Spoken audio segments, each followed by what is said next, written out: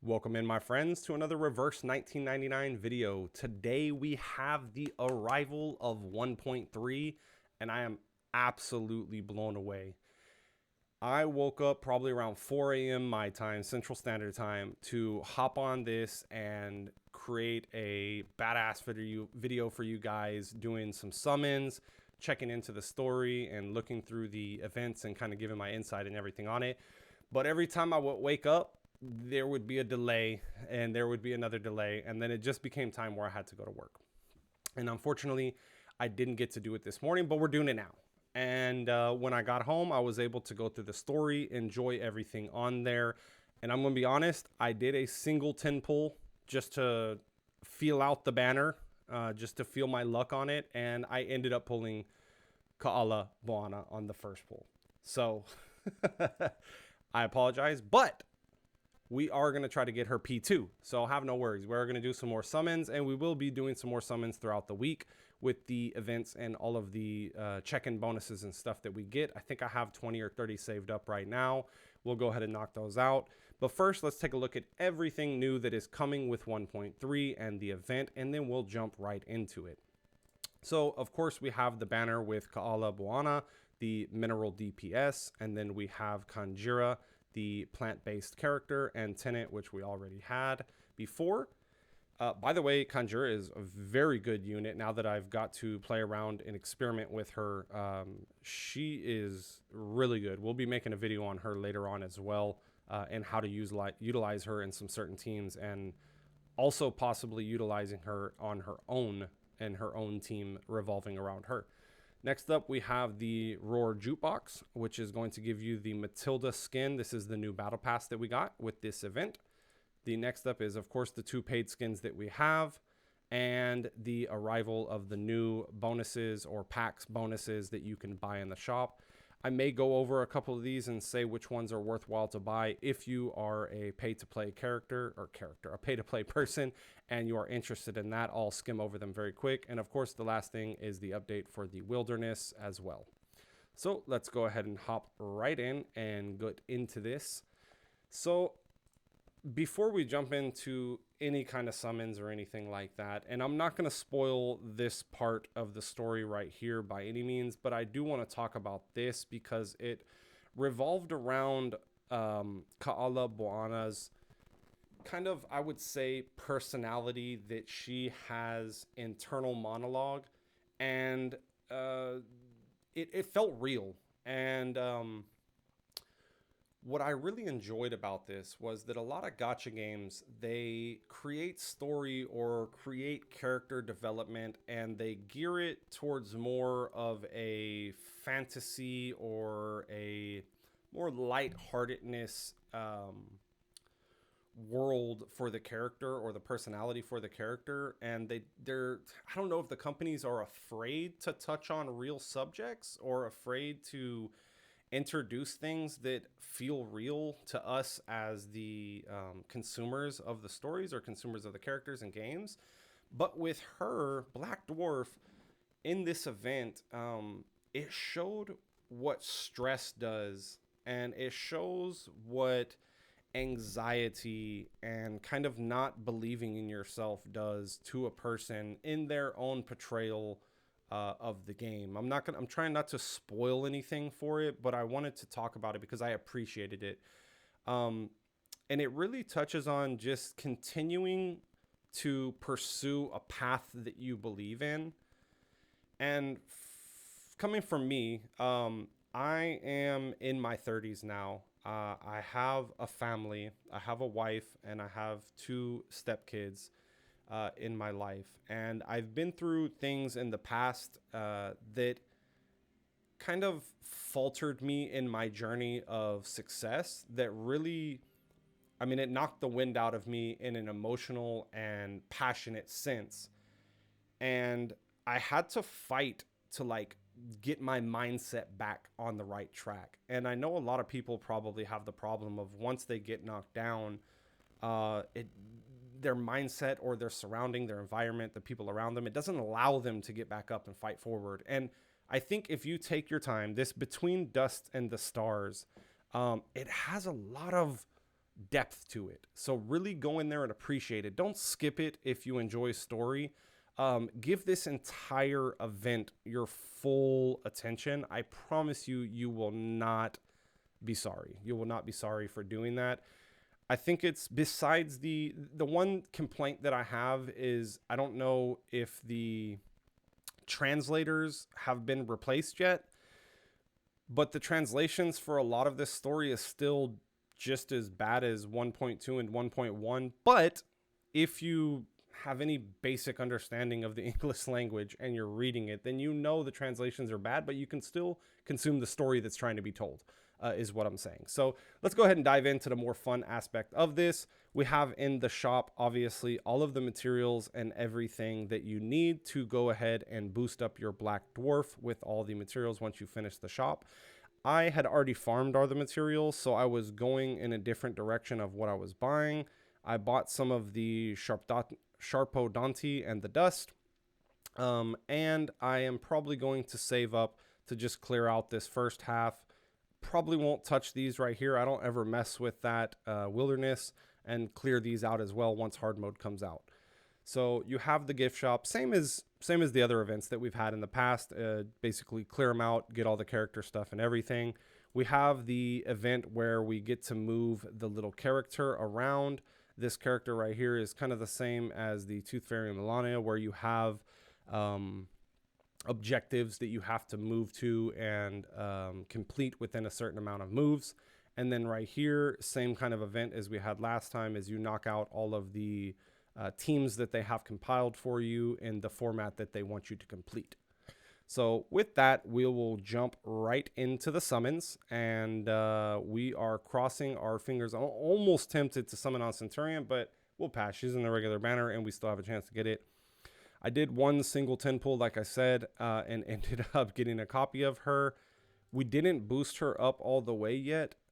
Let me see where she's at. I got her to I3, but we haven't boosted her up all the way, and we're still waiting on Resonance 10.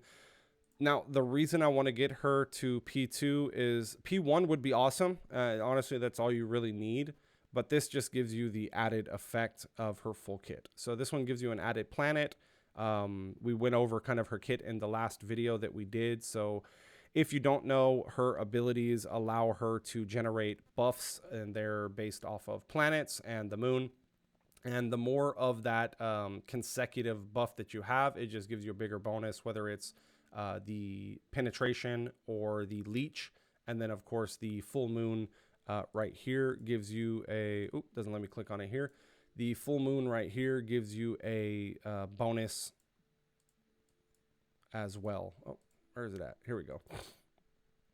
Full moon divination, incantation might by 12%. So boosts your ultimate power. And this is the rates and everything for the planets.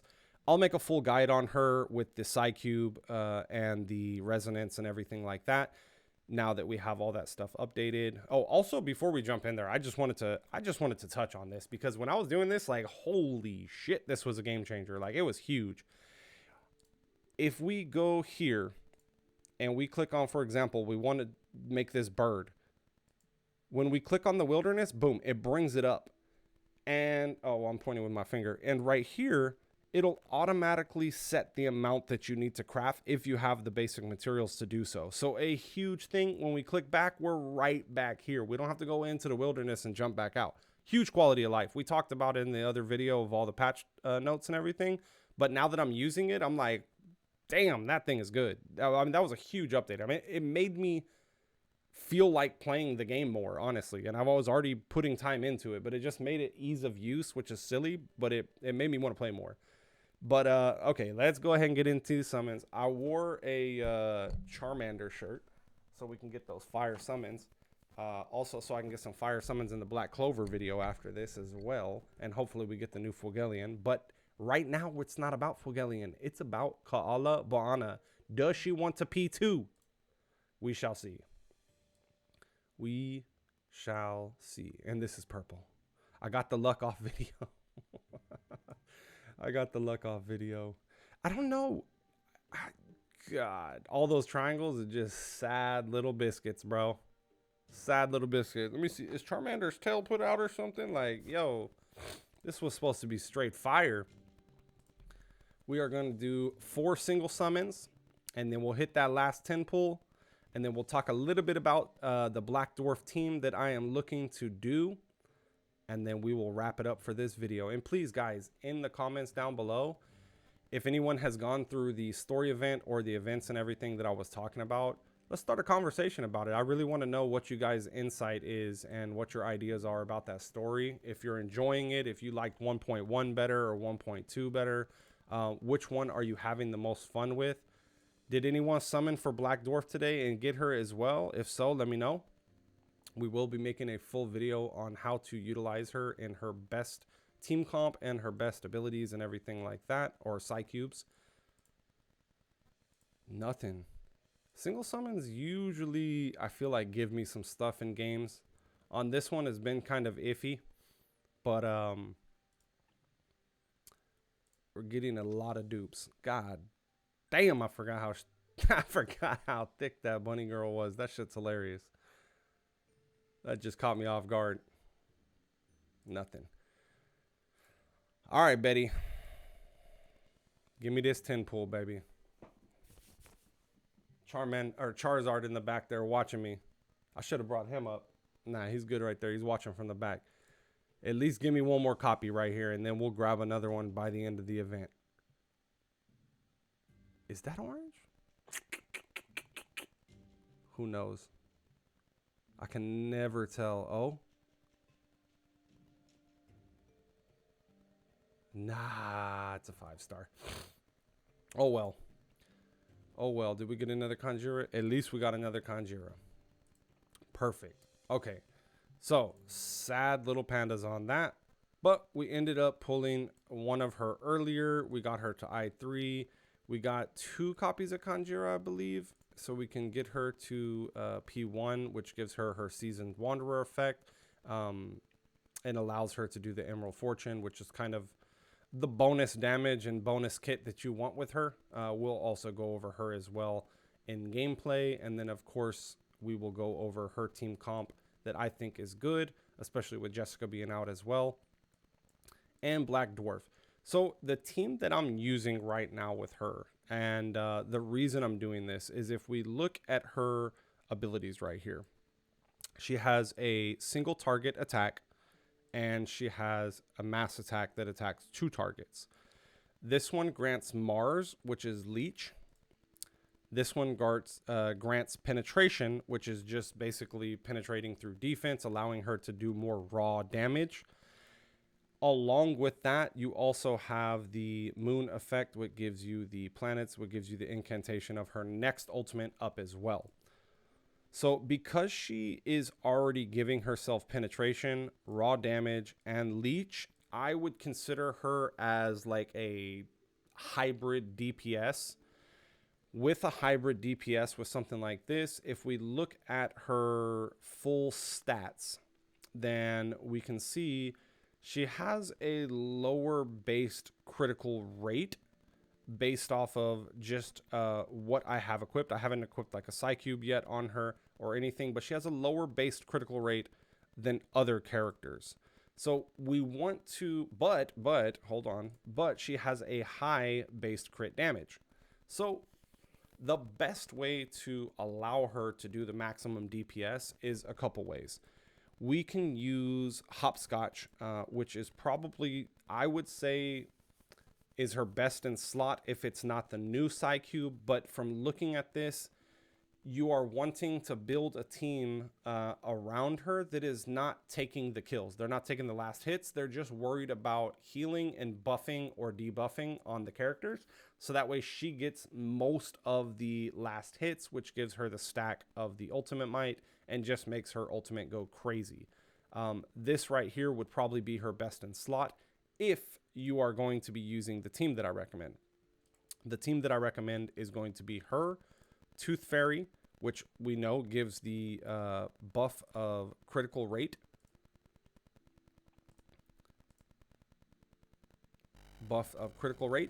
So she buffs up the critical rate damage of your team. And of course, Pickles is the best in slot, as well as the support that allows him not to have to take turns and allows your Kaalaa Buana to take her turns, stacking up the planets, utilizing her kit at the highest level. Some other characters that you can use as well alongside her would be Balloon Party if you don't have Tooth Fairy. You can also go with, give me 1 second. You can also go with